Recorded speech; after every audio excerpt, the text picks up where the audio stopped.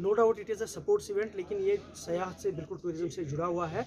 और गुलमर्ग में चूँकि ये टूरिज़्म से ये हो रहा है, इवेंट हो रहा है, 25 तारीख को जो है इसका जो है स्टार्टिंग होगा, लेकिन 26 तारीख को ये बाज़ाब्ता फॉर्मली जो है इसका इनाग्रेशन होगा।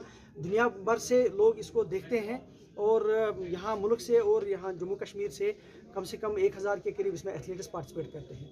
तो एक तो सपोर्ट्स का है ही है, इसमें ऑलमोस्ट 9 सपोर्ट्स के करीब जो है इवेंट्स हो जाएंगे, जिसमें डिफरेंट सपोर्ट्स इवेंट होंगे। इसके अलावा जो इसके ज़रिए से हमें टूरिज़्म को पब्लिसिटी मिलती है वो थ्रू आउट वर्ल्ड मिलती है, और पूरे मुल्क में जब यहाँ से लोग देखते हैं इसको, या यहाँ से जो हमारे खिलाड़ी इसमें पार्टिसिपेट करते हैं, जब वो जाते हैं वो एम्बेसडर बन करके एक मैसेज ले जाते हैं कि यहाँ कश्मीर में कितना अच्छा है, उनको देखने को मिला है, बर्फ़ कितनी अच्छी है, यहाँ की मेहमान नवाजी कितनी अच्छी है।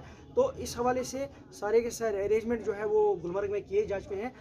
टूरिज़्म डिपार्टमेंट और स्पोर्ट्स काउंसिल के ज़रिए से इन कोलाब्रेशन जो डिस्ट्रिक्ट एडमिनिस्ट्रेशन हमारी है, सारे अरेंजमेंट हो चुके हैं। वेदर एडवाइजरी ज़रूर है, उसके हवाले से भी जो है तैयारियाँ सारी हो चुकी है, और कोविड प्रोटोकॉल्स को फॉलो करते हुए इसको स्मूथली कंडक्ट किया जाएगा। उसके सारे के सारे इंतजाम जो है हो चुके हैं। सर, क्या कल नरेंद्र मोदी यानी प्राइम मिनिस्टर वहाँ आ रहे हैं, वो कि इस बारे में जो है चूँकि अभी चूँकि एडमिनिस्ट्रेशन को उसका डिसीजन लेना है और उसकी कंफर्मेशन लेनी है, उस हवाले से चूँकि मैं नहीं बता पाऊँगा एडवांस में।